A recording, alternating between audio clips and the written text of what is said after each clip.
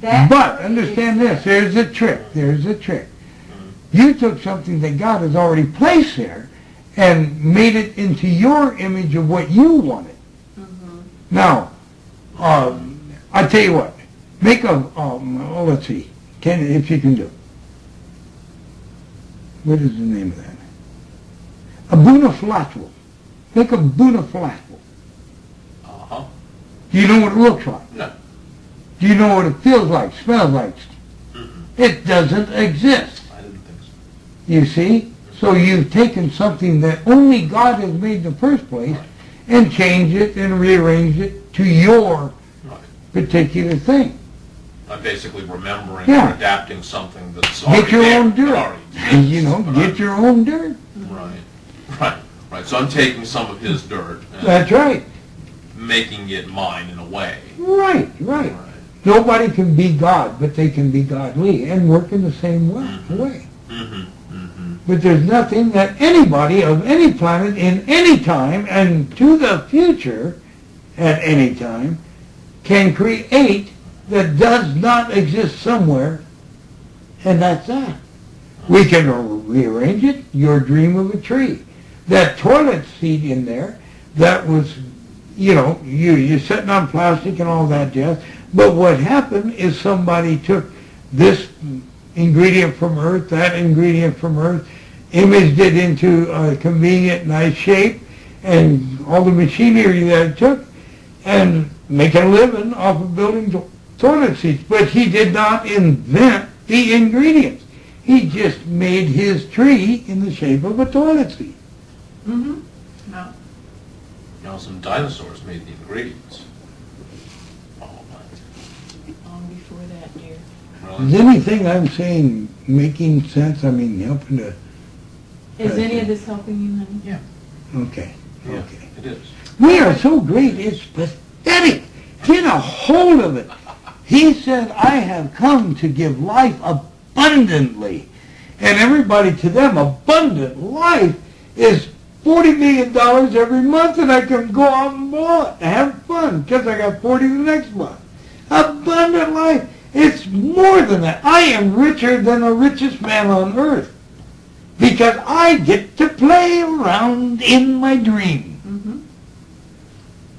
And if I want to be miserable that day because I'm broke, that's my dream. If I want to be stuck in that, that's my dream. Come to realize that's your dream. Don't bother me. I got other better things to do. That's it. Yeah. Abundant life, the ability to be a self-thinker. And when you become a changed self-thinker, you traveled into the past and recreated a new reality to you. You understand? Right. You look back into your back and say, well, I've been pretty miserable. I'm going to change it. In a sense, you have time traveled back there, looked at it, thought it over, and decided, oh, the hell with this, and then flip right back here and put your mind into changing the dream. So you created a new parallel time and didn't even know that you were back there fiddling around. Right. Yeah. Right. I mean, I've had people that have known me for 22 years. Had what? They've known me for 22 years. And they will say, there's few people that have survived me that long because they can't stand the change. They said you're like this walking catalyst and you drop into people's lives and you shake everything up. And most people, that's invigorating, but a lot of people, they want to shoot you. Well, excuse me for interrupting. That's exactly what I'm doing to him. Yeah, absolutely. But guess what else? He's turning greener and greener and greener. Now listen, as a subtle reed. He's been stiff and hard, and it's hard to push him, and if you push him really hard, he'll break. Yeah, I know. But you are being revamped. You're getting juices. You're getting nutrients. And you're turning greener and greener and greener. It's not a big, fast thing. But you are becoming more subtle to bend to the winds no matter what direction or how hard. Even if it lays you into the muck when the wind passes, you grow up because you aren't snapped. So and the scripture talks about being a reed. Bend. Don't Well, stand so stiff. I wasn't born with the name Willow. I decided to take it Okay, because that's how I felt in here. okay. And I wanted a name that reflected what was in here. Well, mine too, stinkweed, you know. But, yeah, I understand. I understand. I'm glad you shared that, because Willow is what you are. Red Elk is what I am to you. I wasn't born with Red Elk, you know. I mean, I was and I wasn't. You were, but you weren't on the birth certificate. And until a certain time in your life, you realize that is your real name. In mine, it was ceremony. I rejected it for over a year before I realized what it was about. I called myself it because I had no choice. Didn't like it. But nevertheless, I am Red Elk. Well, I went back and changed my birth certificate, so now, Oh, I went back and I'm born I am legally Red Elk. well, I am born Willow now. I am born How did you do Willow. that?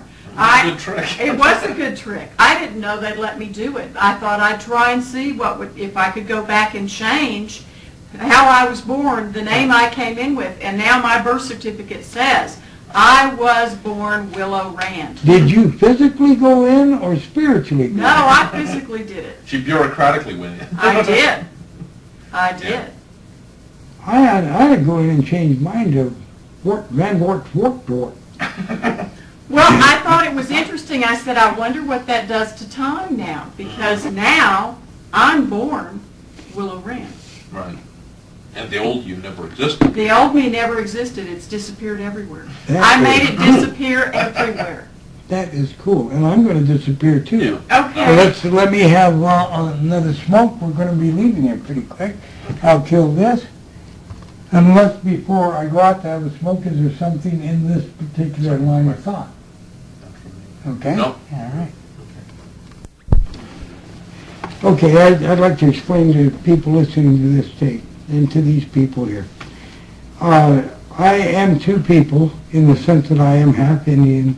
I'm not actually half, I'm less than half, but and half white. On the outside I look white, and as everybody you hear, I sound like a white man, but you also experience that I can sound like an Indian on a reservation.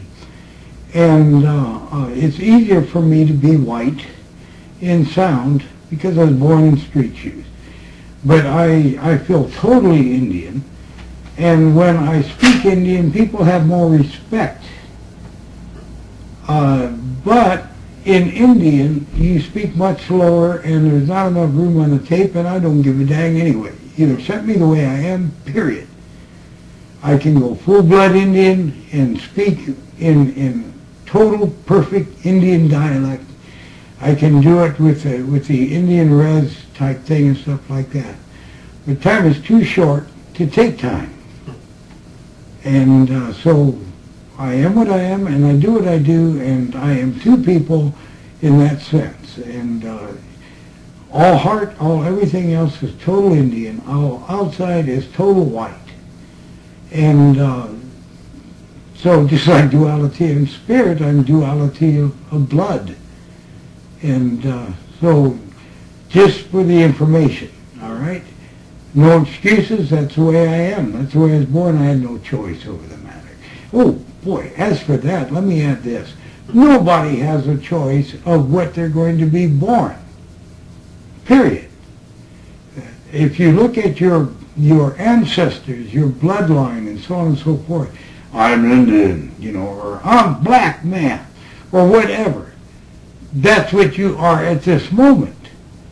But your ancestry isn't necessarily Indian or black. I mean, it's the Nagal that has said this one's going to be Indian, that one's going to be black, I'm going to drive it. It just, you know, it's just a name, a description upstairs in the hall of future births, and that's it. And I guess in that sense you do follow your ancestry of being black or Indian, in that sense, but that sense only. You had no choice of being black or Indian or white or yellow or green or pink. You didn't. You didn't make that choice. The Creator said this one